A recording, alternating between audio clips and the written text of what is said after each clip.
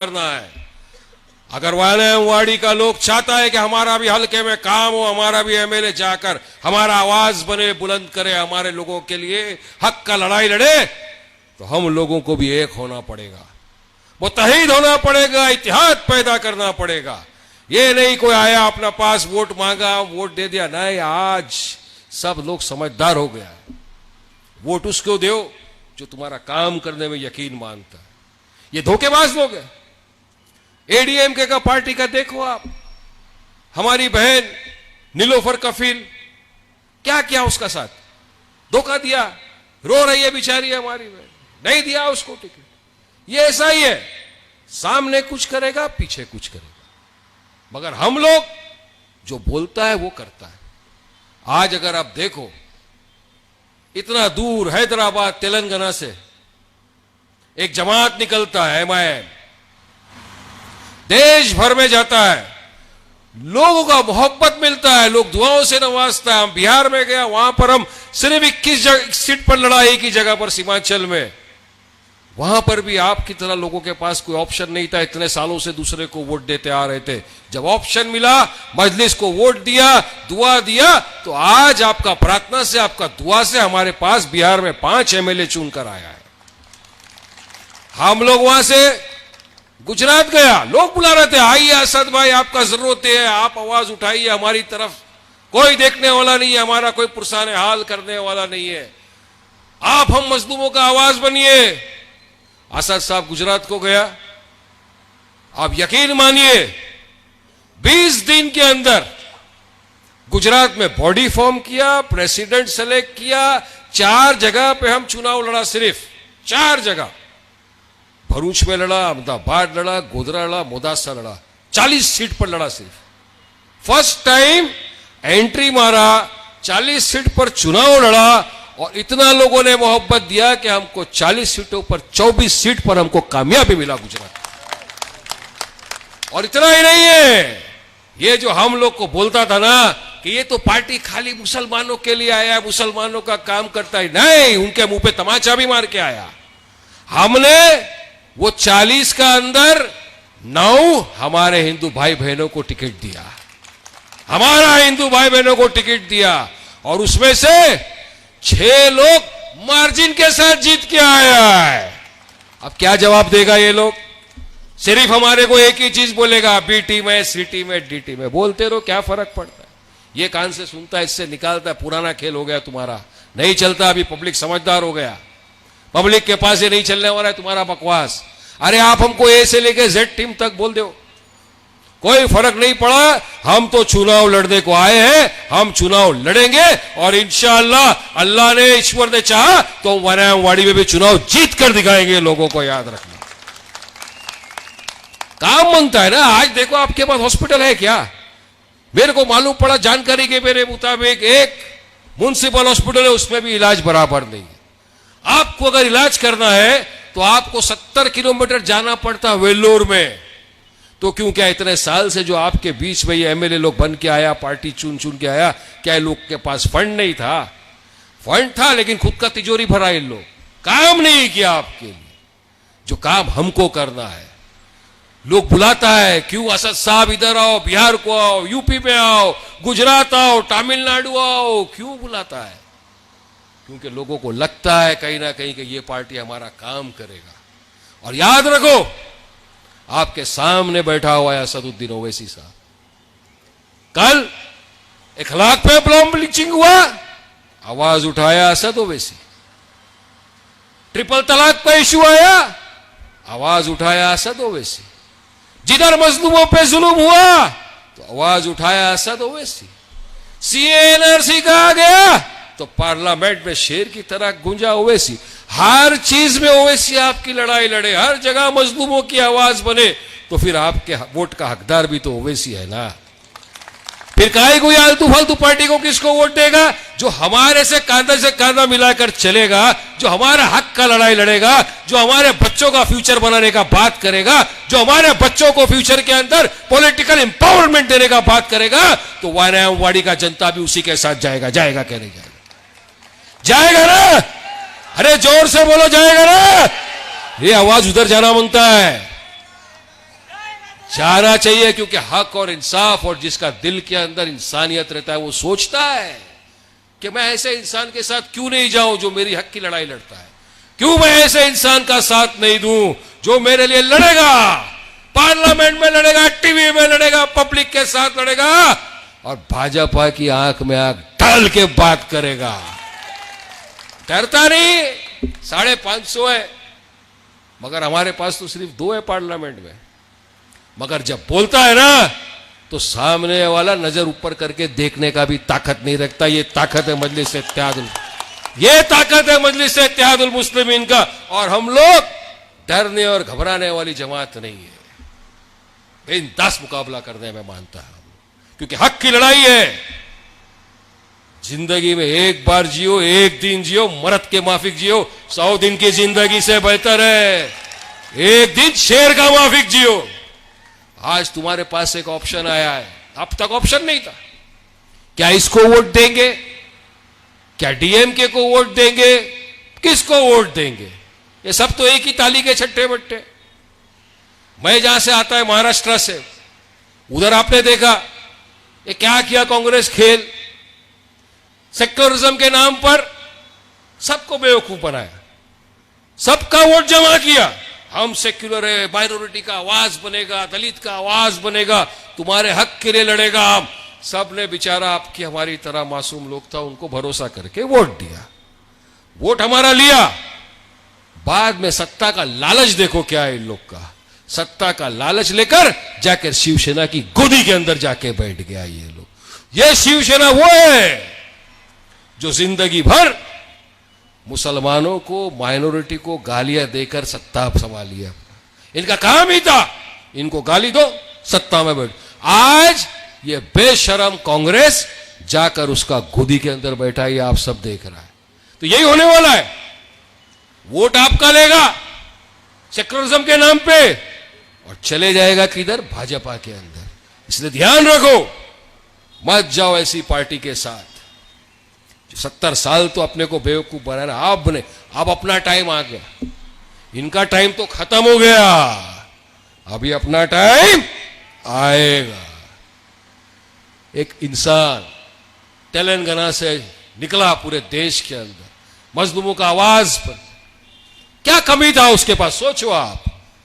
3 term MLA, 4 term MP, खुद का school इतना सारा, कॉलेज है बड़ा बड़ा, hospitals, medical college, power, father MP, दादा लीडर, सब कुछ है। अगर खाली हैदराबाद में बैठे तो राजाशाही जिंदगी जी सकता है वो इंसान। मगर क्यों निकला, क्यों हर तरफ, कभी बिहार को, कभी यूपी, कभी बंगाल, कभी गुजरात, कभी तमिलनाडु, क्यों?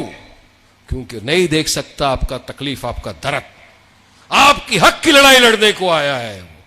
याद रखो इस बात को, कोई जाति मुफात नहीं है उनका, उनका भी आपका मेरी तरह फैमिली है, परिवार है, बच्चा है। जैसा हमारा दिल करता है फैमिली के साथ बैठो खाना खाओ, वैसा उनका भी दिल करता है। मगर कितने दिन खाया होगा खाना, याद करो इस बात को। नहीं रहता बाहर, बस नहीं, क्योंकि भरोसा है, जवाबदारी है, कल अल्लाह को जवाब देना है। अल्लाह पूछेगा मैं तुमको सब कुछ दिया, कौम तुमको आवाज दिया, सर साहब आप क्या किए? तो जवाब देगा कि मैं तो गया था, मैंने समझाया, लोगों को बताया कि हम क्यों तुम्हारे बीच में आए हैं, क्यों हम तुम्हारी मोहब्बत मांग रहे हैं, क्यों हम तुम्हारी दुआ मांग रहे हैं, क्योंकि हम तुम्हारे आने वाले बच्चों का मुस्तकबिल संवारना चाहते हैं। ये जवाब तो दे सकेंगे ना कम से कम, मगर जवाबदारी आपका भी बनता है। इतने बरस सबको आपने आजमाया, सबको आप वोट दिया, एक बार तो हमारा भी चांस लगना मांगता है ना, एक बार तो हमको भी मौका मिलना मांगता है। देखो जितना वनायमवाड़ी का लोगों का अधिकार हम पर है, उतना ही अधिकार हमारा भी तो वनायमवाड़ी के मेरे भाई बहनों के ऊपर है ना। तो हम हमारा अधिकार से तो बोल सकता है ना, आपसे रिक्वेस्ट तो कर सकता है कि एक मर्तबा हमको भी मौका देके देखो, देखो फिर कैसा तमिलनाडु को सुधारता है। आज ये लोग जो बोलता है क्या किया मजलिस में, उसको चैलेंज करता है हर तरफ, टीवी पे, स्टेज पे, हर तरफ चैलेंज करता है कि आओ मेरे साथ, आपका टिकट का भी पैसा मैं देगा, आपको लेके जाएगा तेलंगाना के अंदर, आओ मेरे साथ, देखो तेलंगाना में ओवैसी ने क्या किया, हमारे पास मेडिकल कॉलेजेस, हॉस्पिटल्स, 30 रुपये का कार्ड बनाए आप, 3 महीना इलाज मुफ्त। है क्या कोई ऐसा हॉस्पिटल आपके पास? है क्या तमिलनाडु में ऐसा कोई हॉस्पिटल? बनाया क्या कोई लीडर ऐसा हॉस्पिटल? मेडिकल कॉलेज, बच्चे लोग स्कूल में जो पढ़ता है उन लोग का स्कूल का फी माफ, यूनिफॉर्म देता है उसको, पढ़ाई का किताब देता है क्या कोई तमिलनाडु में ऐसा आपके पास लीडर? लीडर नहीं है कोई ऐसा पूरे हिंदुस्तान में। पैसा सबके पास है, मगर शेर का कलेजा और जिगर भी तो होना मांगता है ना। कलेजा मांगता है, जिगर मांगता है कि इस तरह मजलूमों को और गरीबों का मदद करने के लिए। और यह भी बात याद रखो, सिर्फ वो स्कूल और हॉस्पिटल में मुसलमान इलाज नहीं कराता है, उस स्कूल में बच्चा पढ़ने वाला हमारा हिंदू भाई बहन का भी बच्चा है, हॉस्पिटल में इलाज करने वाला हमारा हिंदू भाई बहन भी इलाज कराता है वहां पर। तो फिर तो सेक्युलर हम हुआ ना कि झूठा झूठा सेक्युलर कांग्रेस वाला। अरे आपका काम करना इंपॉर्टेंट है। आज 70 साल तो निकल गया, आगे का सोचो। कल बच्चा पूछेगा, अब्बा एक पार्टी आया था आपके पास, तेलंगाना से आपको समझाया कि हमारे हाथ से हाथ मिलाओ, हमारे कांधे से कांधा मिलाओ, आगे बढ़ो, तेलंगाना को विकास के रास्ते पर लेकर जाएगा, तमिलनाडु को विकास के रास्ते पर लेकर जाएगा जैसा तेलंगाना को लेकर गए। उस टाइम अब्बा आप उसका साथ क्यों नहीं दिया? आप साथ देते तो आज हमारा भी फ्यूचर सुधर जाता था। तब जवाब देना भारी पड़ेगा मेरे भाइयों।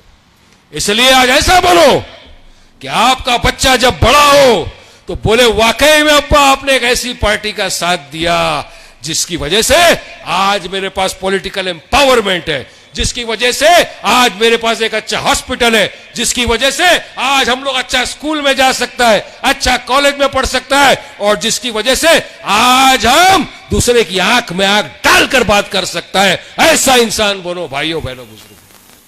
याद रखो इस बात को, यही नहीं सोचना वारिस पठान आया बात किया चलेगा। नहीं, चुनाव आएगा, चुनाव जाएगा। हार जीत अल्लाह के हाथ में, ईश्वर के हाथ में।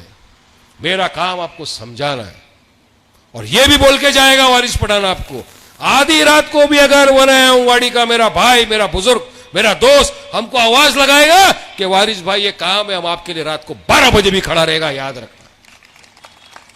और ये जुबान हमारा है, ये लोग का नहीं है, पठान का जुबान है, याद रखना इस बात को। जो बोलता है करता है, मजलिस इत्तेहादुल मुस्लिमीन का जुबान है।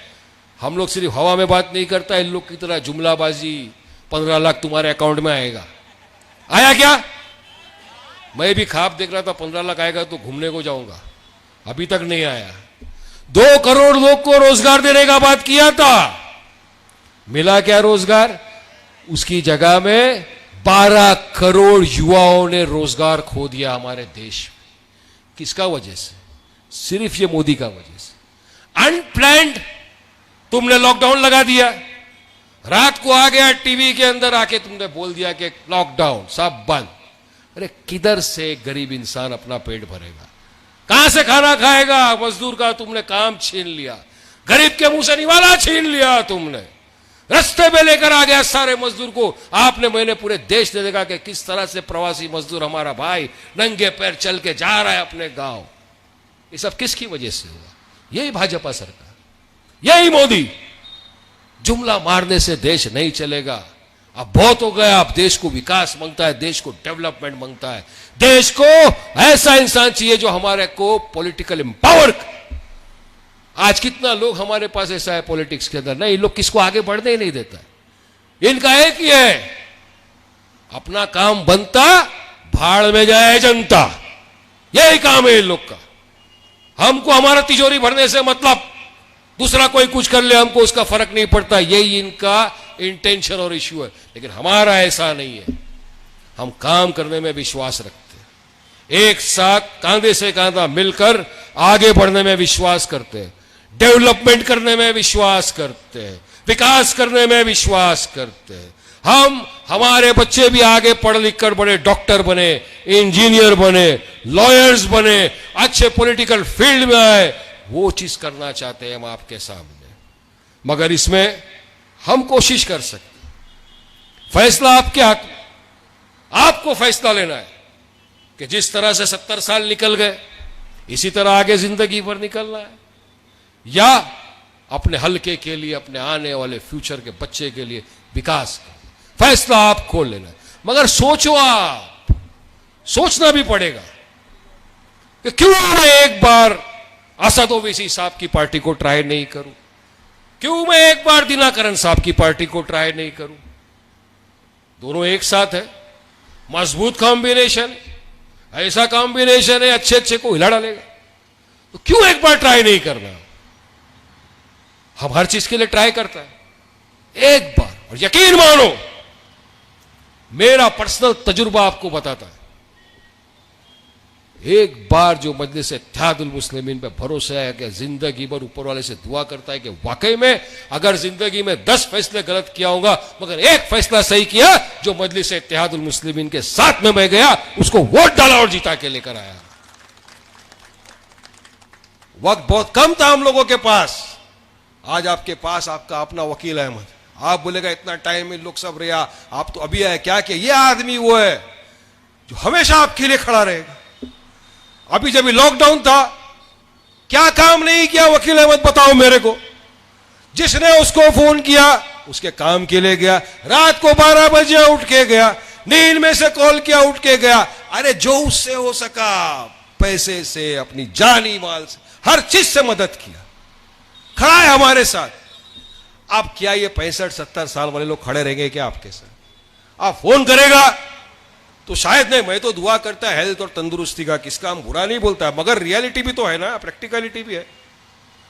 फोन करेगा रात को, 65-70 साल का आदमी बोलेगा सो रहा है, कल सुबह बात कर। मगर ये जवान आदमी आपका अपना, जिसको मालूम है क्या करना है हमारे कॉन्स्टिट्यूएंसी के अंदर, जिसको मालूम है किसका क्या जरूरत है, जिसको मालूम है किसका क्या काम करने का है, तो वो उठ के भागेगा आपके लिए, वो आपका काम करेगा। और हम लोग बैठा है ना, हम आपके साथ रहेंगे, काम करना है। और अगर वाकई में आप चाहता है कि आपका काम हो, वनयामवाड़ी के अंदर विकास हो, डेवलपमेंट, तो आ जाओ एक बार साथ दे दो, जिता दो अपने आप के कैंडिडेट वकील अहमद को, जिता के लेके जाओ असेंबली में, भारी मार्जिन के साथ जिताओ, ऐसा जिताओ कि सामने वाले के मुंह पे ऐसा लाफा पड़े कि ये लोग एक अगर हो गए एम की और एमआईएम, तो तमिलनाडु से इनको घर में नहीं बैठना पड़ेगा, भागना पड़ेगा छोड़ के। भगाओ इनको। इतना साल ये लोग राज किया, हम तकलीफ में था, अब आप राज करो और इनको तकलीफ में डालो। ये होना चाहिए ताकत। आपके पास ताकत है, जज्बा है, हौसला है, उसको सही जगह इस्तेमाल करो भाई। मौका है, वक्त है, ये मत सोचो हम सिर्फ तकरीर करता है, तकरीर के आगे कुछ दे नहीं। आपके सामने मैं एक जीता जाता एग्जाम्पल है। मैं खुद पॉलिटिशियन नहीं था, कोई पॉलिटिकल पार्टी से कभी मेरा कोई ताल्लुक नहीं था, कुछ नहीं था। एमआईएम पार्टी आया, एसआईएम का बात सुना, रिसर्च किया, देखा काम। 13 दिन के अंदर, ओनली 13 डेज, मैं तो लॉयर था, किसी पॉलिटिकल पार्टी से कोई कनेक्शन ही नहीं था। 13 डेज के अंदर एमआईएम पार्टी अगर एक नॉन पॉलिटिकल इंसान को, प्रैक्टिसिंग लॉयर को सिर्फ अगर एमएलए बना सकती है, तो सोचो अगर आपने डिसाइड कर लिया तो वनयामवाड़ी इस मर्तबा वकील अहमद को एमएलए 100% बना सकती है। सोचना है आपको, पहल करना है आपको, हिम्मत करना है आपको। मेरा बताना फर्ज था आपके पास आके, और आपको जिसको भी देखना है मजलिस क्या काम करती हो, मैंने तो सारा एग्जाम्पल बता दिया। तेलंगाना में जाके आप देख लो, महाराष्ट्र में जाके देख लो, गुजरात में देख लो, बिहार, हर तरफ जाके देखो। अरे काम कर रहे, जब तो आज हमारे साथ सब जुड़ रहे हैं ना। आज यूपी में हमारे साथ राजभर साहब जुड़ रहे, गुजरात में हमारे साथ बीटीपी पार्टी के प्रेसिडेंट छोटू भाई वसावा साहब जुड़े, तमिलनाडु में हमारे साथ एएम के पार्टी के टीटी दिनाकरण साहब जुड़े। तो सब जुड़ के ही एक होएगा। जब 5 उंगली एक मुट्ठी बनती है ना, तो बॉस वो बनता है मुक्का, पंज, ऐसा। फिर ध्यान से दो, तब जाके तुम्हारा जीत होगा। अगर जीतना है चुनाव, आप बनाना है अपने बच्चों के मुस्तकबिल को, आगे लेके जाना है वनयामवाड़ी को, तो सोचो मत, सोचने का टाइम खत्म हो गया। 6 तारीख के दिन सुबह सुबह उठो, सीधा जाओ पुलिंग स्टेशन पे, भर भर के जाओ, वोटिंग परसेंटेज 85 to 90% कर डालो, इतना वोट डालो, इतना वोट डालो, इतना पतंग को बटन दबाओ कि पूरे आसमान में 6 तारीख को सिर्फ पतंग उड़ता हुआ दिखना चाहिए।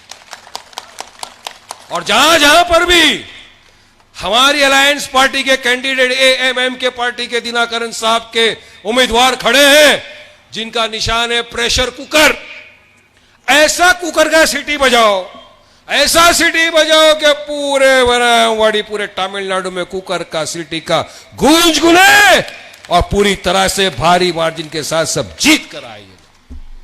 तब होगा इतिहास का सबूत।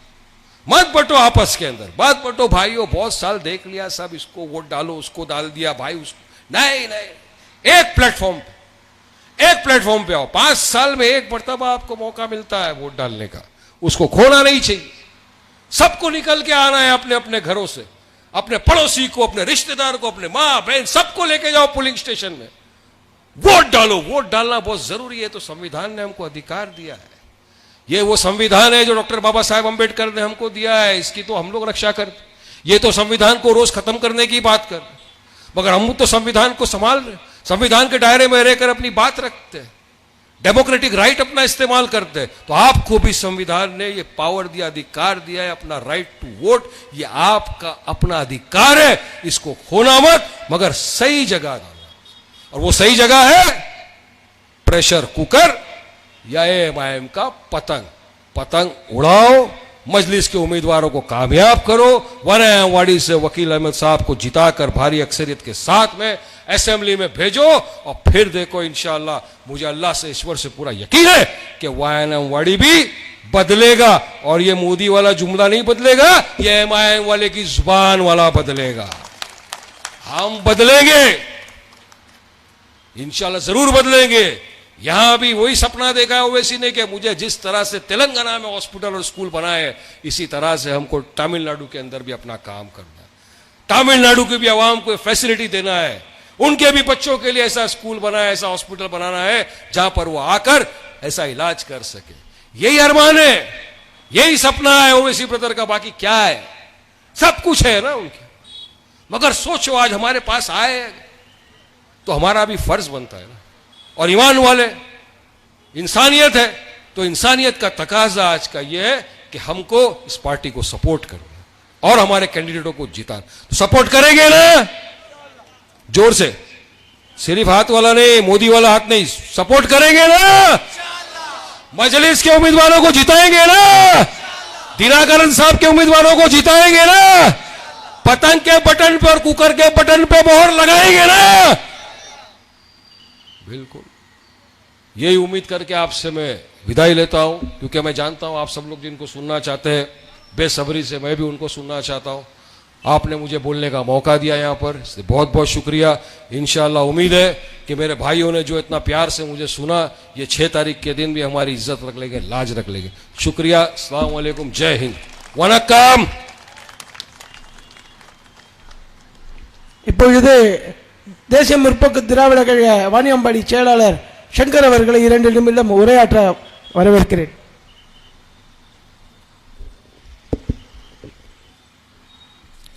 வாழ்க கேப்டன், வளர்க தேசிய முற்போக்கு திராவிட கழகம், வெல்க முரசு. மேடையில் அமர்ந்திருக்கும் அம்மா மக்கள் முன்னேற்ற கழகம் மற்றும் ஓவைசி அண்ணன் அவர்களுக்கும் வணங்கி ஒரு சில நிமிடம் மட்டும், ஏன்னா காலம் தாமதம் கம்மியா இருக்கிறதுனால ஒரே சில நிமிடம் மட்டும் நான் பேசுறேன். மக்கள் தலைவர் அண்ணன் டிடிவி தினகரன், கேப்டன் விஜயகாந்த், அண்ணன் ஓவைசி, நல்லை முபாரக் இவர்கள் நால்வரும் ஒரு மெகா கூட்டணி, ஒரு வெற்றி கூட்டணி தமிழகத்தில் அமைத்திருக்கிறார்கள். இந்த கூட்டணியின் வாணியம்பாடி சட்டமன்ற உறுப்பினராக அருமை நண்பர் TS வக்கீல் அகமது அவர்களை இங்கு வேட்பாளராக நிறுத்தியிருக்கிறார்கள். அவருக்கு பட்டம் சின்னத்தில் வாக்களிக்க வேண்டும். ஏன் இந்த கூட்டணிக்கு வாக்களிக்க வேண்டும்? எதற்காக டி.எஸ். வக்கீல் அகமது அவர்களை ஜெயிக்க வைக்க வேண்டும்? மக்களை சிந்தித்து பாருங்கள். கடந்த 50 ஆண்டு காலம் நாம் என்ன செய்து கொண்டிருக்கிறோம்? ஒன்று உதயசூரியனுக்கு வாக்களிக்கிறோம், இல்லை என்றால் இரட்டைகளுக்கு வாக்களிக்கிறோம், இல்லைன்னா ஏணிக்கு வாக்களிக்கிறோம். ஆனால் வாணியம்பாடி நகரத்திலும் சரி, வாணியம்பாடி தொகுதியிலும் இதுவரையும் எந்த வளர்ச்சியுமே நாம் காணவில்லை.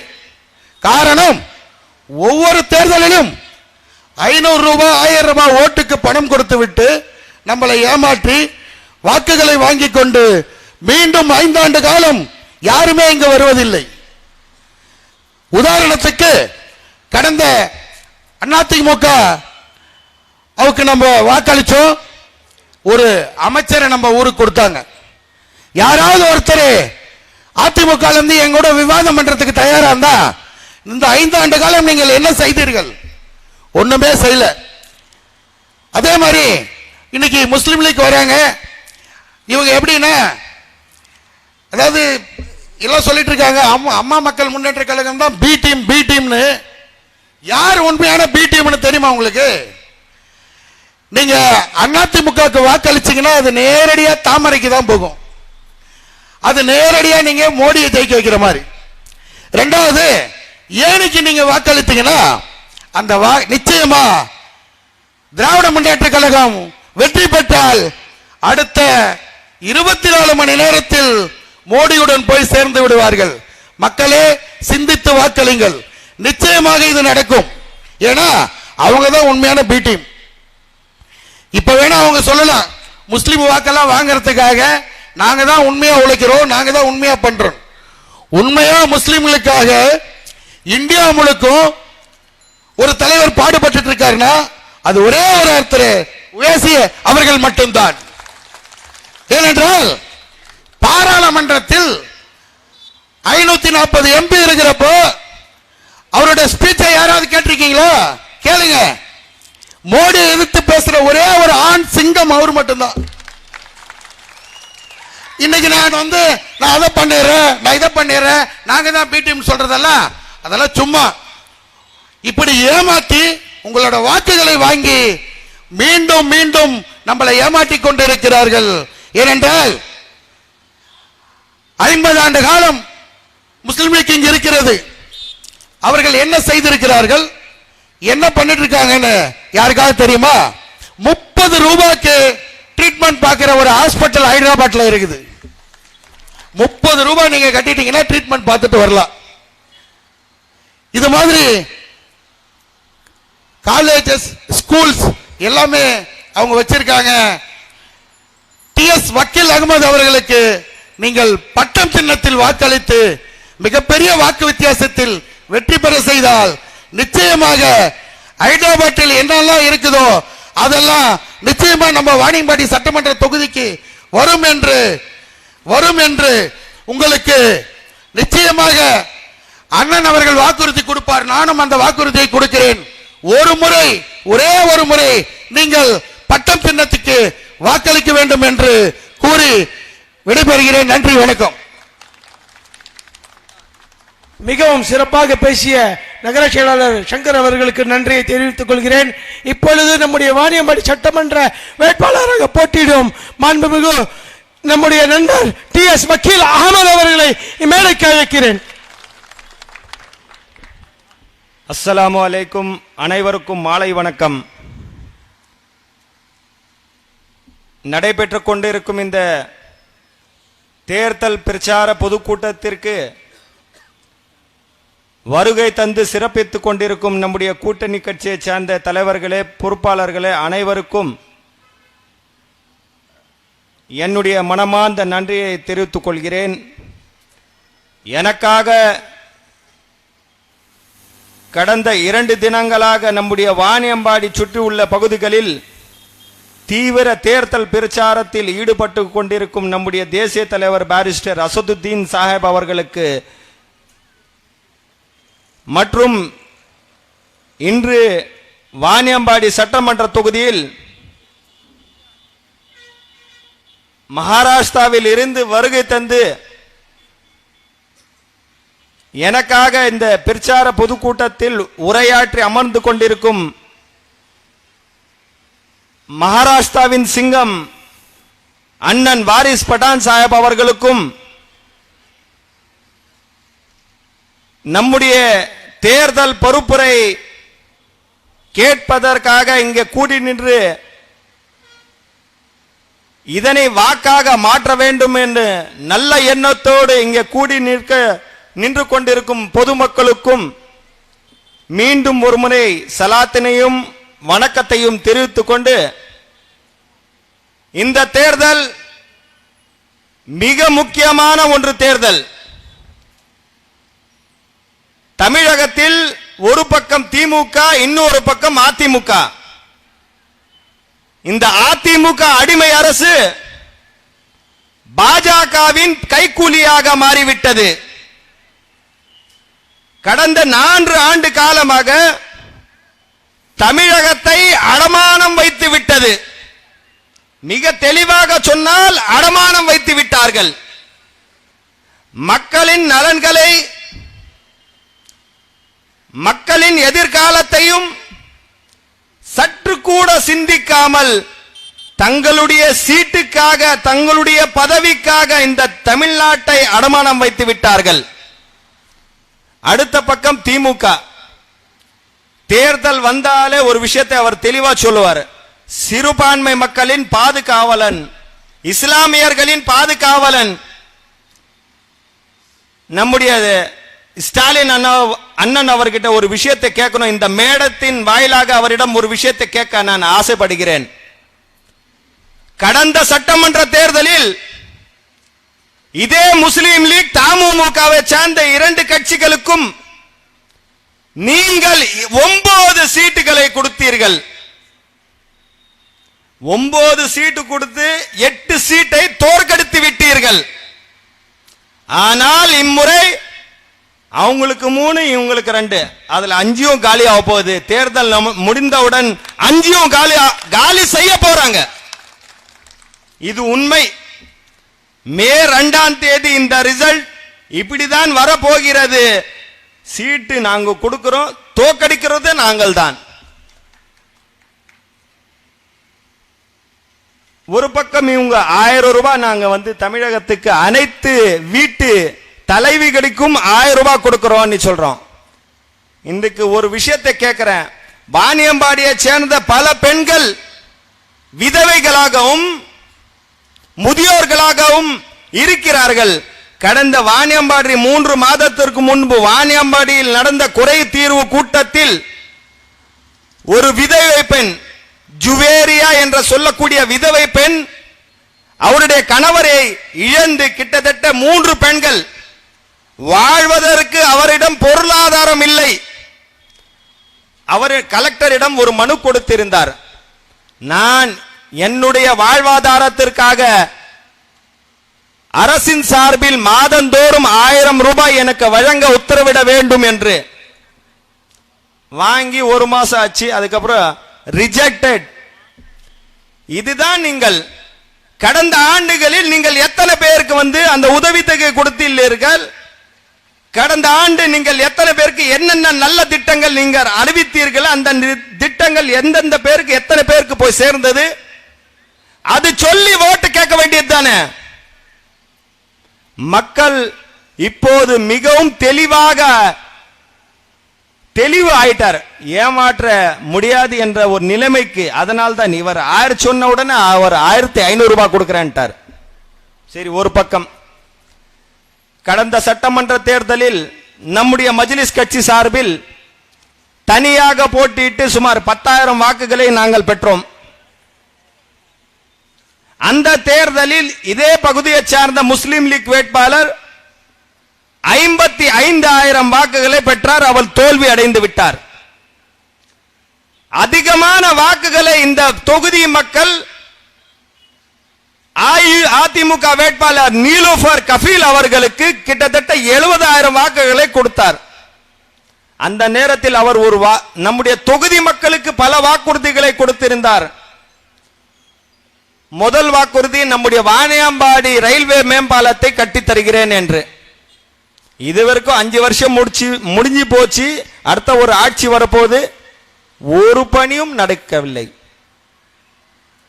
இரண்டாவது, வாணியம்பாடி அரசு மருத்துவமனையை தரம் உயர்த்தி தருகிறேன் என்று சொல்லி இருந்தார். உங்களுக்கு நல்லா தெரியும், 12 மணிக்கு மேல ஹாஸ்பிட்டலுக்கு போனா லேடி டாக்டர் பிரசவம் பார்ப்பதற்காக லேடி டாக்டர் வாணியம்பாடி அரசு மருத்துவமனையில் இல்லை. அமைச்சர் தொகுதி இங்கிருந்து வேலும் அடக்கம்பாறைக்கும் திருப்பூர் அரசு மருத்துவமனைக்கும் ரெஃபர் செய்து விடுகிறார்கள்.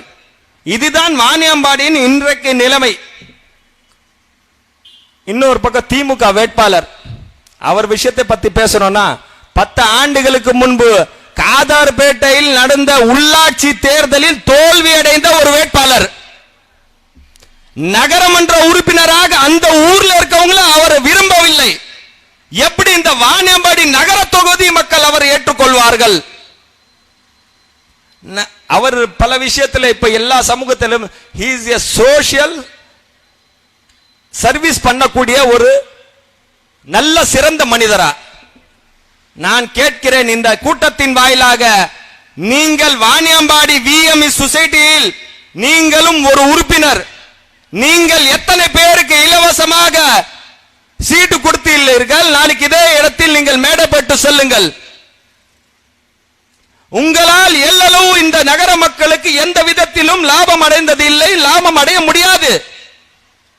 கொரோனா காலத்தில் இந்த முஸ்லீம் லீக் சொல்லக்கூடிய இந்த வேட்பாளர்கள் ஒரே ஒருத்தராவது இந்த வாணியம்பாடி நகர மைய பகுதியில் யாருக்காவது உதவி இருக்கிறார்களா? யாராவது ஹாஸ்பிட்டல்ல போய் சந்தித்து இருக்கிறார்களா?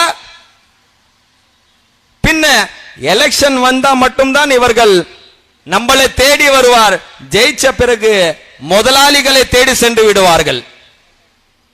அவங்க என்ன சொல்றாங்க அதுல மட்டும் தான் கையெழுத்து போடணும். ஆகவே நம்முடைய வாணியம்பாடியை சார்ந்த வாக்காளர் பெருமக்களே, பெரியோர்களே, சற்று சிந்தித்து உங்களுடைய ஒரு வாக்குகளையும் நீங்கள் வாக்களிக்க வேட்பாளர் வருங்காலத்தில் உங்களின் நலன் கருதி உங்களுடைய நலனுக்காக, உங்களுடைய தொகுதி மக்களின் நலனுக்காக பணியாற்ற வேண்டும். நம்முடைய எதிர்காலத்தை பணியாற்றிட வேண்டும். வாணியம்பாடி இருக்கிற மொத்த பேர் நம்பி இருக்கிறது தோல் தொழிற்சாலை மட்டும்தான். இன்னைக்கு 70% தோல் தொழிற்சாலை முடங்கிவிட்டது. அதற்கு மாற்றத்தை ஏதாவது இவர்கள் செய்தார்களா? செய்யவில்லையே.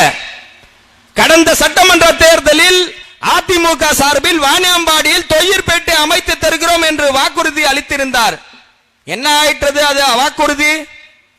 வாணியம்பாடி படித்த இளைஞர்கள் பெங்களூரிலும் ஒசூரிலும் 10,000 ரூபாய்க்கும் 15,000 ரூபாய்க்கும் கஷ்டப்பட்டு வேலை செய்து கொண்டிருக்கிறார்கள்.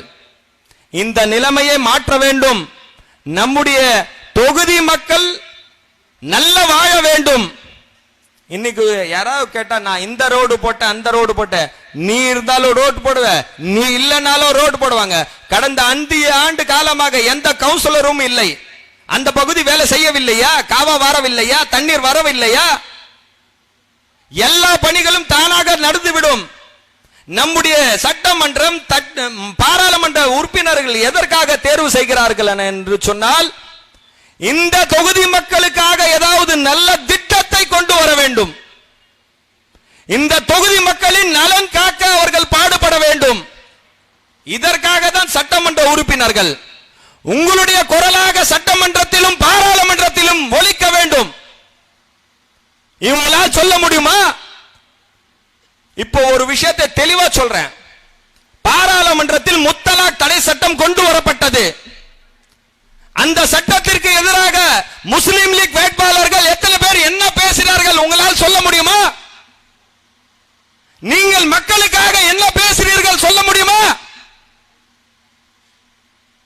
ஸ்டாலின் சொன்னா பேசுவார், ஸ்டாலின் வேணான்னு சொன்ன சரி சாமி, சரி உசூர் அதுதான் சொல்ல முடியும். அவருடைய தலைவர் காதர் மொய்தீன் ஒரு மாநாடுல ஒரு விஷயத்தை சொன்னார். இந்த நேரத்தில் சொல்கிறேன், இஸ்லாமியர்களுக்கு 5 கடமை, அவர் சொன்னது 6 கடமை. என்னடா 6வது கடமைனா, இந்த திமுக தலைவர் ஸ்டாலினை முதலமைச்சர் ஆக்குவது இஸ்லாமியர்களின் கடமையா? ஏடா நாங்களா குத்தகை எடுத்திருக்கோம்?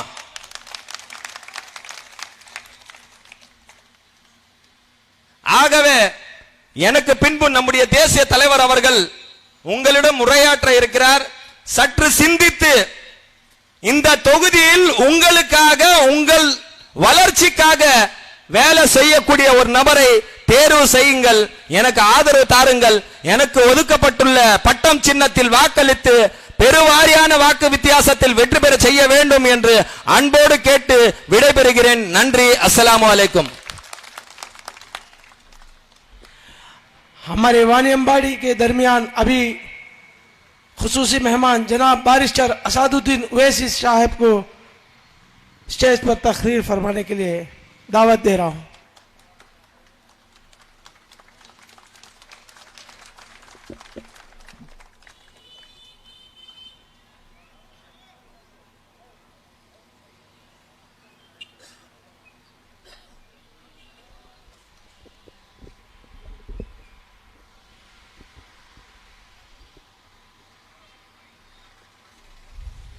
औज़ुबिल्लाहि मिनश्शैतानिर्रजीम बिस्मिल्लाहिर्रहमानिर्रहीम अस्सलामु अलैकुम व रहमतुल्लाहि व बरकातुहू.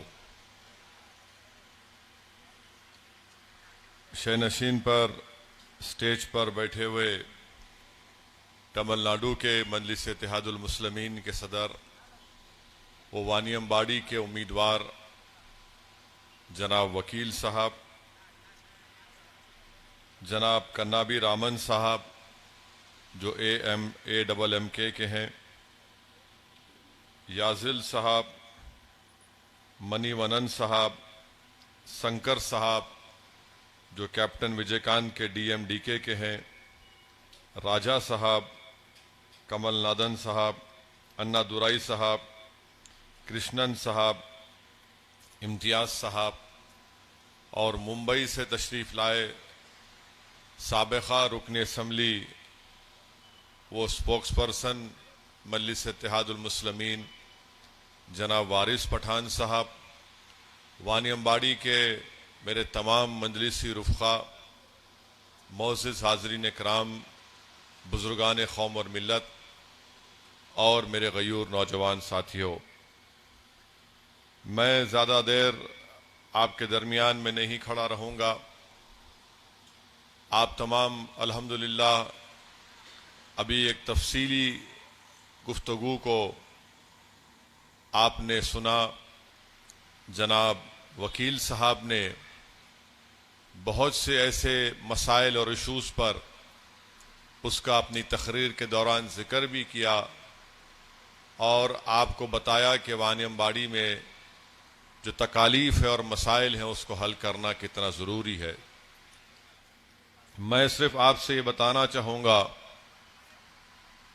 कि इस इलेक्शन में आप जानते हैं कि मजलिस इत्तेहादुल मुस्लिमीन का अलायंस जनाब TT दिनाकरन साहब की AMMK पार्टी के साथ, जिसमें कैप्टन विजयकांत की भी पार्टी है और दूसरे मुख्तलिफ पॉलिटिकल पार्टीज इसमें शामिल हैं.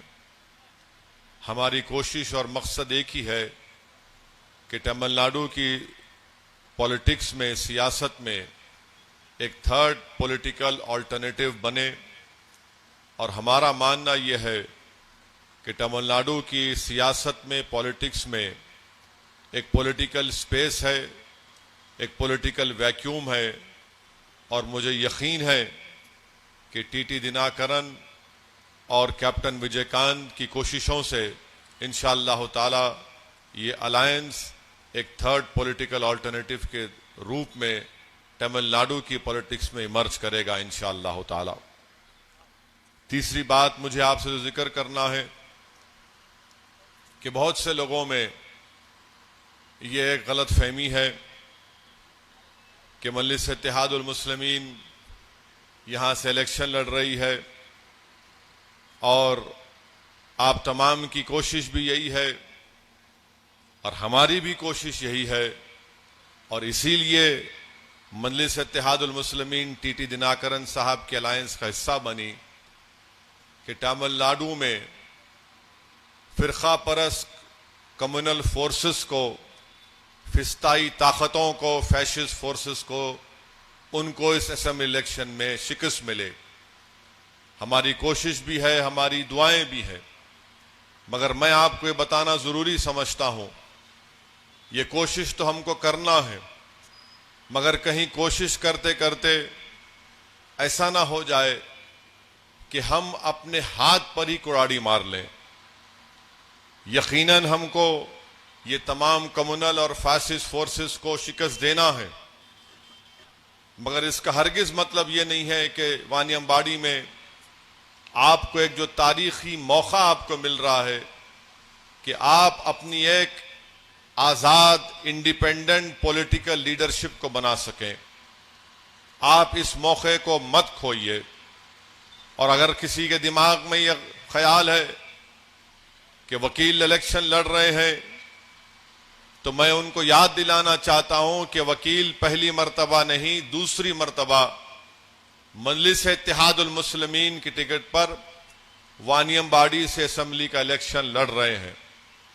और वकील 5 साल पहले इलेक्शन लड़कर घर में नहीं बैठ गए।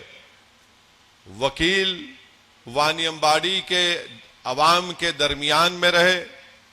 वकील गरीबों की तकालीफ और उनके मसाइब और मुश्किलात को दूर करने की कोशिश करते रहे।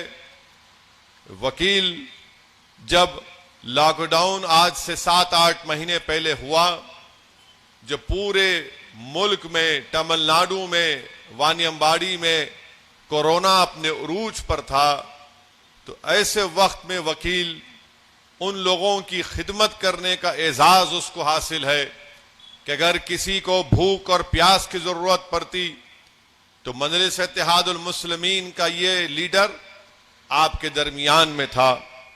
अगर मस्जिद सलामाबाद के फाजिल नायब मुतवल्ली साहब को मदद की जरूरत पड़ी तो वकील दौड़ता हुआ उनके पास गया।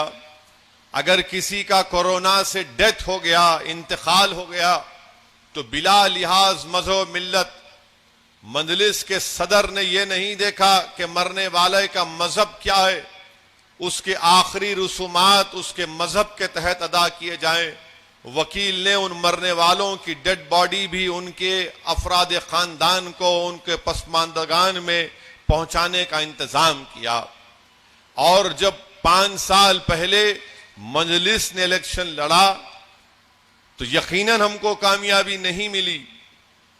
मजलिस के उम्मीदवार को करीब 11,000 वोट मिले और एडीएमके के कैंडिडेट हमारी बहन को, नीलोफर को 20,000 वोट से उनकी मेजॉरिटी से उनको कामयाबी मिली। तो मजलिस इत्तेहादुल मुस्लिमीन के मुखालिफिन का यह झूठा प्रोपेगेंडा कि 5 साल पहले भी वकील लड़े थे तो एडीएमके जीत गई थी, मैं उनको बता रहा हूं कि आप आंख के अंधे हो सकते हैं, आपके सर में दिमाग कमजोर होगा, मगर अल्हम्दुलिल्लाह थोड़ा सोचने समझने की तमीज हम में है। इसीलिए मैं उन लोगों को बता रहा हूं कि मजलिस की मुखालिफत करना है तो खुलकर करो, डर कर मत करो, गुलामी में मजलिस की मुखालिफत मत करो। हां, अगर तुम किसी अपने सियासी आकाओं को खुश करने के लिए, उनकी चमचागिरी और उनकी खुशामद करने के लिए तुम मजलिस की मुखालिफत कर रहे हो, तो याद रखो मैं तुमको जवाब देता आया हूं और देता रहूंगा। यह पहला पॉइंट। दूसरा पॉइंट, यकीनन इससे कोई इनकार नहीं कर सकता कि नरेंद्र मोदी के वजीर आजम बनने के बाद इस मुल्क में फिरका परस्त ताकतों के उनके हौसले और बुलंद हुए हैं। इस बात से कोई इनकार नहीं कर सकता कि नरेंद्र मोदी की क़यादत में जब से बीजेपी की हुकूमत बनी, उस वक्त से इस मुल्क में एक मंसूबाबंद तरीके से हिंदुत्वा की आइडियोलॉजी को प्रमोट भी किया जा रहा है, उसको एक्सेप्ट भी करवाया जा रहा है, और जो अंग्रेजी का लफ्ज है उसको एंट्रेंस भी करवाया जा रहा है। इस बात से कोई इनकार नहीं कर सकता कि जब से बीजेपी की नरेंद्र मोदी की क़यादत में हुकूमत बनी, इस हुकूमत ने पूरी कोशिश कर रही है कि भारत के मुस्लिम माइनॉरिटीज को उनसे सौतेला सलूक किया जाए, और इनकी पूरी कोशिश यही है कि भारत में जितने कमजोरियां और गलतियां होती हैं वो गलतियां और कमजोरियां नरेंद्र मोदी के सरकार की गलत पॉलिसियों की बुनियाद पर होती है, तो वो उसका इल्जाम मुसलमानों पर लगाकर अपनी कमजोरियों को, अपनी बदनामियों को छुपाने की कोशिश करते हैं। इससे कोई इनकार नहीं किया जा सकता कि जब से नरेंद्र मोदी की सरकार बनी है, वो भारत के संविधान को कमजोर नहीं बल्कि उसकी धज्जियां उड़ाने का काम कर रहे हैं। इससे कोई इनकार नहीं किया जा सकता कि जब से नरेंद्र मोदी भारत के वजीर आजम बने हैं, हमारे कॉन्स्टिट्यूशन में, हमारे आइन में जो theory of separation of powers है, उसको नरेंद्र मोदी बहैसियत एग्जीक्यूटिव उसको धज्जियां उड़ा रहे हैं, उसको कमजोर कर रहे हैं। इससे कोई इनकार नहीं किया जा सकता कि जब से नरेंद्र मोदी भारत के वजीर आजम बने हैं, ये हुकूमत सिर्फ एक मजहब को प्रमोट कर रही है, जबकि हुकूमत का काम यह होता है कि वो किसी भी मजहब को प्रमोट ना करे। हुकूमत का कोई मजहब नहीं होता, मगर यह हुकूमत एक मजहब को प्रमोट कर रही है, और इसके प्रमोशन में सबसे ज्यादा काम अगर कोई सेल्समैन का कर रहा है तो उसका नाम भारत के वजीर आजम नरेंद्र मोदी का सफ़े अव्वल में शामिल होगा। इससे कोई इनकार नहीं किया जा सकता कि जब से नरेंद्र मोदी की हुकूमत बनी है, अनकॉन्स्टिट्यूशनल तरीके से अपनी अददी ताकत की बुनियाद पर भारत की लोकसभा में अनकॉन्स्टिट्यूशनल कानून को बनाया जा रहा है, जिसमें ट्रिपल तलाक भी शामिल है। ट्रिपल तलाक का कानून अनकॉन्स्टिट्यूशनल है। यह कानून बनाकर नरेंद्र मोदी की हुकूमत ने यह बता रहे हैं कि अगर इस कानून के तहत किसी मुसलमान को गिरफ्तार किया जाएगा और दूसरे मैरिजेस की एक्ट में कानून के तहत किसी को गिरफ्तार किया जाएगा और कोर्ट दोनों को सजा देती है, तो अगर किसी मुसलमान को सजा होती है तो 3 साल और किसी गैर मुस्लिम को सजा होती है तो 1 साल। ये अनकॉन्स्टिट्यूशनल है। दूसरा उसमें गलती यह की कि ये कहते हैं कि अगर कोई बेवकूफ किस्म का मुसलमान अपनी बीवी को ट्रिपल तलाक देता है तो शादी खत्म भी नहीं होती, मगर उसको गिरफ्तार भी करना है। जुर्म होगा तो गिरफ्तार करना ना, मगर हमारे वजीर आजम माशाअल्लाह इतना जबरदस्त उनका आईक्यू और दिमाग है कि वो कहते हैं कि शादी तुम ट्रिपल तलाक भी बोलो तो शादी नहीं टूटेगी, मगर तुमको जेल भेजाएंगे। ये नरेंद्र मोदी की हुकूमत का गलत फैसला था, जिसका मैंने 1 मरतबा नहीं 3 मरतबा पार्लियामेंट में मैंने इसकी मुखालिफत की, और बीजेपी से उस वक्त भी और आज भी कह रहा हूं, इस मुल्क में अगर औरतों के हिफाजत के लिए कोई कानून बनना है, खवातीन के लिए, वुमेन के लिए, तो डिजर्शन के खिलाफ कानून बनना चाहिए। यह नहीं हो सकता कि आज हमारे देश में, हमारे कंट्री में 3.2 मिलियन ऐसी मैरिड वुमेन है, शादीशुदा है, मगर अपने शौहर के साथ नहीं है। शादीशुदा है जिसमें हमारी गुजरात की एक भाभी भी शामिल है। उनको भी इंसाफ मिलना है, सबको इंसाफ मिलना, मगर उस पर कानून नहीं बनाएंगे। इस बात से कोई इनकार नहीं किया जा सकता कि नरेंद्र मोदी जब ट्रिपल तलाक का कानून बन रहा था, मैंने पार्लियामेंट में वोटिंग की डिवीजन का मुतालबा किया। जाकर आप रिकॉर्ड देख लो। आज ये डीएमके कांग्रेस के लोग असदुद्दीन ओवैसी को और टीटी दिनाकरन के अलायंस को कहते हैं बी टीम है। आपने क्यों वोट नहीं दिया? क्यों वोट नहीं दिया आपने? इस बात से कोई इनकार नहीं कर सकता कि नरेंद्र मोदी की हुकूमत ने अनलॉफुल एक्टिविटीज प्रिवेंशन एक्ट का कानून बनाया। अमित शाह जुलाई 2019 में कानून लाए और उसको इतना बदतरीन और गलत तरीके से बना दिया। आपको मालूम उस कानून की तायीद कौन कर रहा था? मैंने पार्लियामेंट में खड़े होकर, मेरी स्पीच है, सुनो आप। चिदम्बरम के बेटे कार्तिक चिदम्बरम जो एमपी हैं तमिलनाडु के, उनके सामने कहा कि 2008 में जब यूपीए की गवर्नमेंट थी, उस वक्त भी मैंने अपोज किया था। जब चिदम्बरम होम मिनिस्टर थे, मैंने यूपीए के साथ होते हुए मैंने उस बिल की मुखालिफत की और उस वक्त भी कहा 2019 में जब अमित शाह उसके अमेंडमेंट लाए उस वक्त भी कहा यह कानून का इस्तेमाल सिर्फ मुसलमान पर, दलित पर, आदिवासी पर और उन इंटेलेक्चुअल्स पर होगा जो एंटी गवर्नमेंट होंगे। और मैंने पार्लियामेंट में खड़े होकर कहा कि मैं अल्लाह से दुआ करता हूं कि कांग्रेस के लीडरों को जेल में डाला जाए, वो कम से कम 5-5, 6-6 साल, 7 साल जेल में रहकर निकलेंगे तो तब उनको दलित, आदिवासी और मुसलमानों की तकलीफ समझ में आएंगी।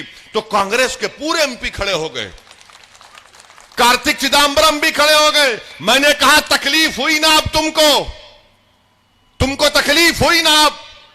बोले तुम्हारा जिक्र किए तो तुमको तकलीफ हुई। ये नरेंद्र मोदी की हुकूमत ने काम किया।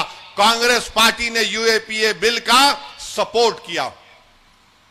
मैं डिवीजन का मुतालबा किया, वोटिंग का, तो क्या डीएमके ने वोट दिया? कांग्रेस तो आज डीएमके के साथ भाई भाई बन के फिर रहे, मोदी का साथ दिए। और डीएमके जब मैं वोटिंग किया, वोटिंग का डिवीजन का मुतालबा किया तो डीएमके वॉकआउट कर गए।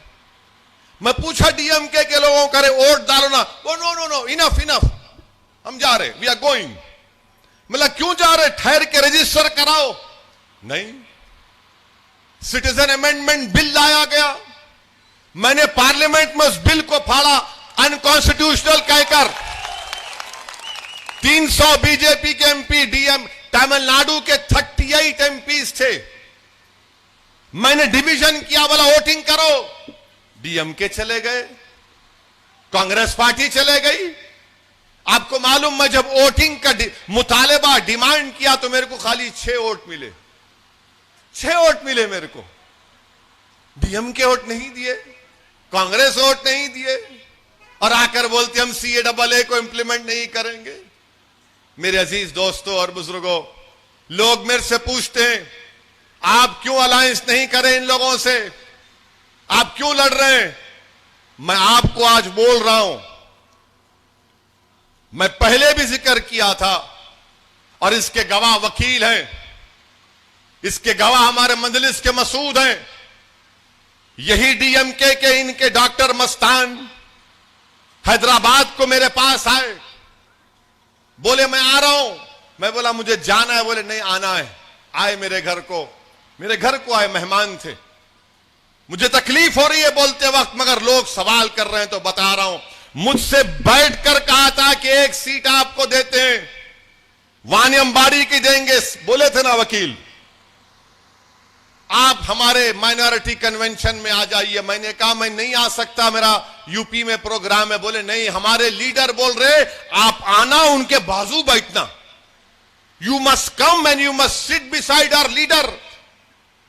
मैं बोला भाई आप अचानक आ गए मेरे घर को, मैं आपकी इज्जत करता हूं, मगर आप मेरा प्रोग्राम कैंसिल करो। 12 जिद करके, बड़ा जिद करे, प्रोग्राम कैंसिल कराए, वीडियो निकाले, चेन्नई पहुंचे, 2 घंटे के अंदर बोल दिए कौन Owaisi, we don't know him, हम उनको बोले ही नहीं। तो मेरे घर में क्या चाय पीने आए थे? ये एम्पायर होटल है क्या मेरा घर? मील्स खाने को आए थे या मौसम की बात करने आए थे? हैदराबाद तमिलनाडु में कितना अच्छा मौसम था, क्यों आए थे मेरे घर को? फिर आप भाग गए ना, मैं नहीं भागा। मेरी बेइज्जती आपने की और आप ये समझ रहे थे कि मैं तुम्हारे डीएमके की तरह का कोई मुसलमान लीडर हूं जो तुम्हारे फेंके हुए हड्डियों पर जिंदा हूं। नहीं, याद रखो, मैं इलेक्शन लड़ता हूं तो जिंदगी भर लड़ता रहूंगा इंशाअल्लाह ताला।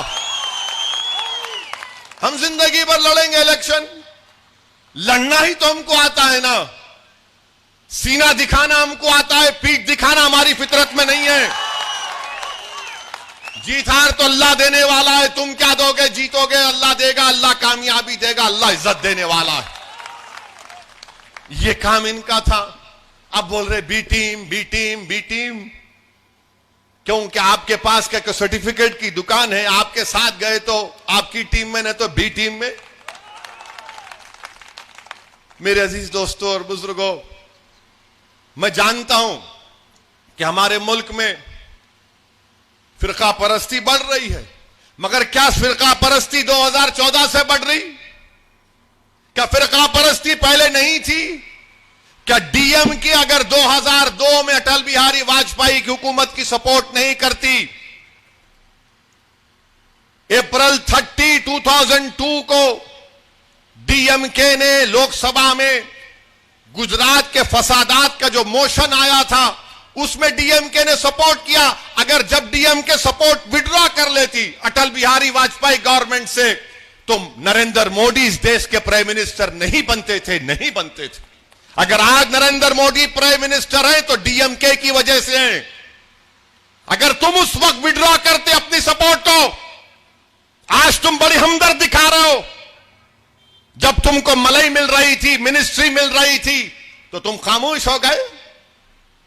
क्यों तुम विड्रॉ नहीं किए? जब ये तुम्हारा कमिटमेंट है सेकुलरिज्म का, आप हम पर उंगलियां उठा रहे। याद रखो, असदुद्दीन ओवैसी पर तुम एक उंगली उठाओगे, मैं 10 उंगलियां तुम्हारी तरफ दिखाऊंगा।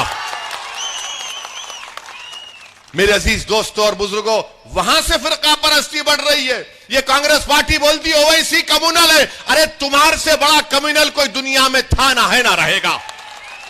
बाबरी मस्जिद गई तुम्हारे दौर में। बाबरी मस्जिद के ताले खोले गए जब राजीव गांधी प्राइम मिनिस्टर थे। बाबरी मस्जिद शहीद हुई जब नरसिम्हा राव कांग्रेस का प्राइम मिनिस्टर था। आज बाबरी मस्जिद का जजमेंट आया तो कांग्रेस पार्टी वेलकम करती है। कमलनाथ बोलता है कि मैं सिल्वर ब्रिक्स भिजाऊंगा। प्रियंका गांधी बोलती है कि मैं वहां पर जाऊंगी। मेरी मस्जिद है ना, वो मेरी मस्जिद है ना, वहां चले गई। मेरे अजीज दोस्तों, सुप्रीम कोर्ट का फैसला, सुप्रीम कोर्ट को सुप्रीम कहते हैं। जैसा कि जस्टिस वर्मा ने कहा था कि supreme court is supreme but not infallible. मेरे अजीज दोस्तों और बुजुर्गों, फिरका परस्ती यकीनन है, खत्म नहीं हुई। अगर फिरका परस्ती खत्म हो जाती, आज मस्जिद में था मैं, जुमे की नमाज, कौन सी मस्जिद?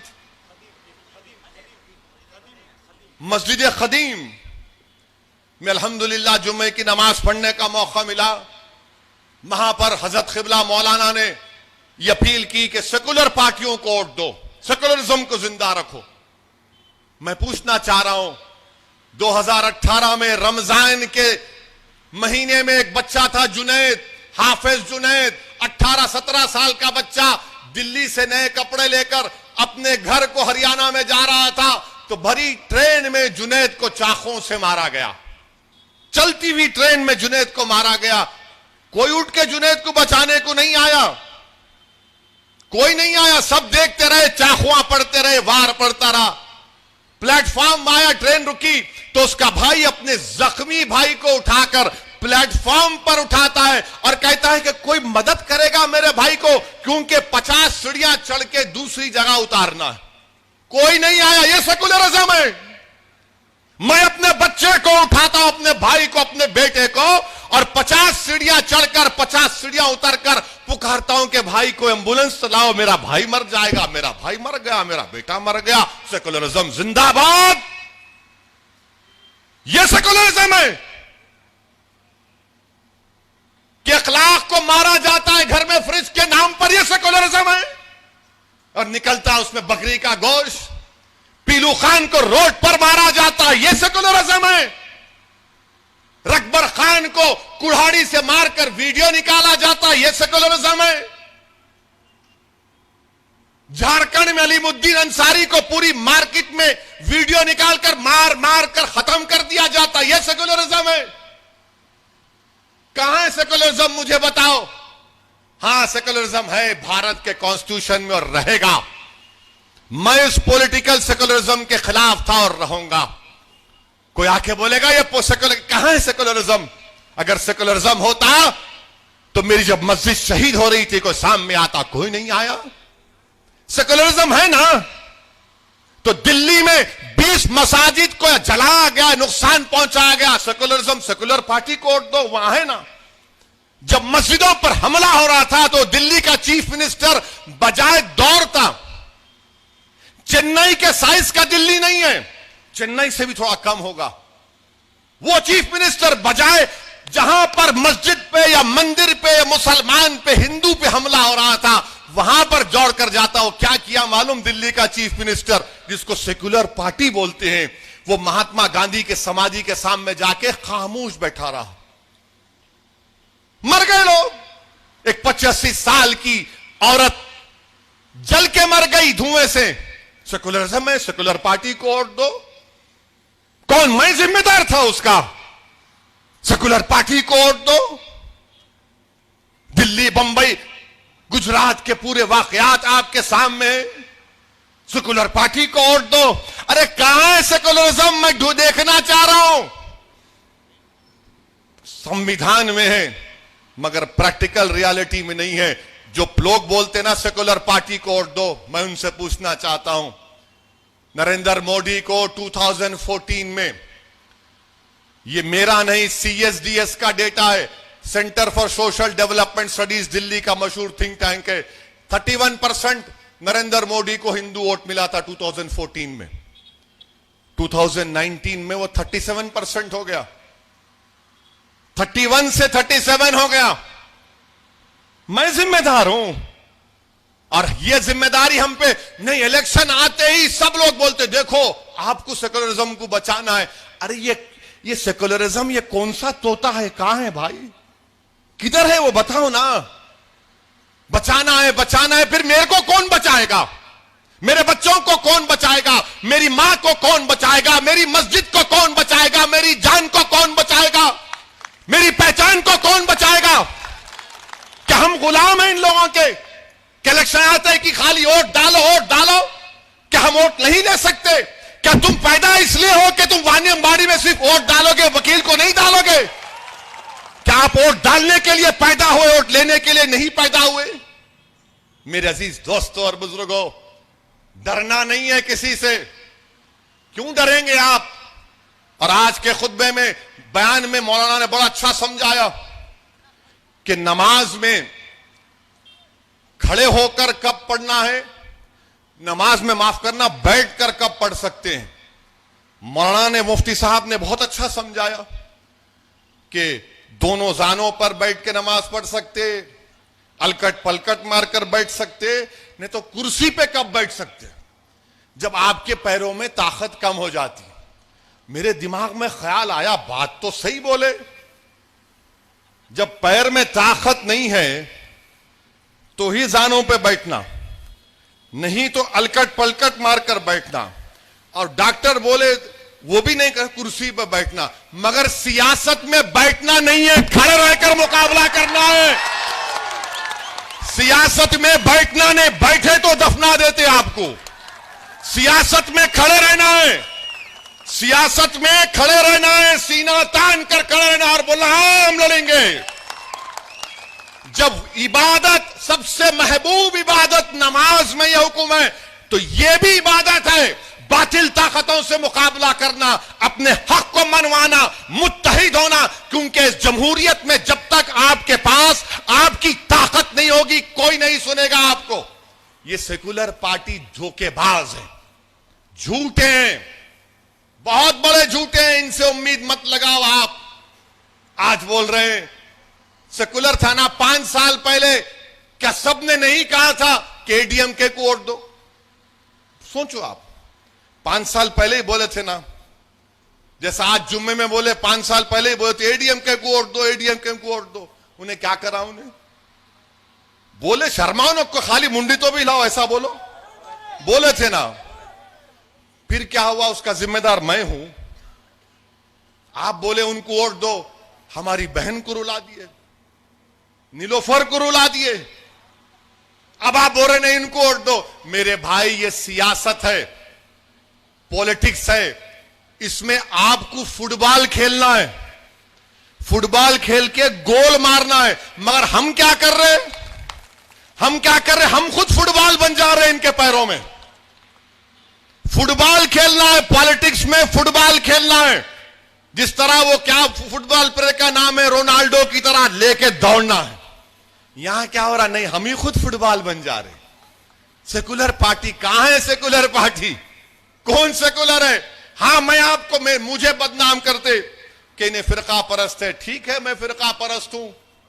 अगर मजलूम अवाम के लिए लड़ना, संविधान में, कॉन्स्टिट्यूशन में जिसका राइट है उसके लिए लड़ना अगर कम्युनलिज्म है और उसको फिरका परस्ती कहते हैं, तो भाई मुझे अपनी फिरका परस्ती पे फख्र है। मुझे गालियां देते हैं कांग्रेस के लोग, बोलते हैं इन्हें दलाल है। वो बंगाल की चीफ मिनिस्टर बोलती मैं पैसे ले लिया। अरे भाई, कुछ भी होगा, मेरे दिल का हाल अल्लाह जानने वाला है, तुम नहीं होते। मैं क्या हूं मेरा रब जानता है, क्योंकि मुझे मालूम कि मैं और वकील जब मर कर जाएंगे तो हमको हमारे अमाल का हिसाब देना है। मैं किसी नाम निहाद इन लोगों को जवाब दे नहीं हूं, मैं ना जवाब नहीं दूंगा इनको। मेरे अमाल का हिसाब मेरा रब लेगा। और अगर आज असदुद्दीन अवैसी हैदराबाद से निकलकर वानियम्बाड़ी को आया है, तो मैं वानियम्बाड़ी के अवाम से कह रहा हूं, तमिलनाडु की अवाम से कह रहा हूं कि इंशाअल्लाह ताला अल्लाह जब तक मेरी जिंदगी को बाकी रखेगा, मैं वानियम्बाड़ी को आता रहूंगा, इलेक्शन लड़ता रहूंगा और इंशाअल्लाह ताला हम कामयाब होंगे। इंशाअल्लाह ताला हम कामयाब होंगे और डरने और घबराने की जरूरत नहीं है। याद रखो, नबी रहमत सल्लल्लाहु अलैहि वसल्लम की जिंदगी हमारे सामने, ताइफ का सफर है, अहद के मसाइब और मुश्किलात हैं, ये तमाम हमारे सामने। हिम्मत और हौसले को बुलंद रखो। 6 तारीख के दिन निकलकर आप अपने एक कोट पतंग के निशान पर पूरे एतमाद के साथ और बगैर डरे, सिर्फ रब से डरना है, ना मोदी से डरना है, ना स्टालिन से डरना है, ना ईपीएस से डरना है, ना ओपीएस से डरना है, ना ओवैसी से डरना है, ना दिनाकरन से डरना है, किसी से नहीं डरना। पूरे इत्मीनान और एतमाद के साथ 6 तारीख के दिन बटन दबाकर वानियम्बाड़ी के लिए आप वकील को कामयाब करिए और इंशाअल्लाह ताला टीटी दिनाकरन तमिलनाडु का राइजिंग पॉलिटिकल स्टार है, हम उनके साथ रहेंगे। अस्सलाम वालेकुम व रहमतुल्लाहि व बरकातुहू।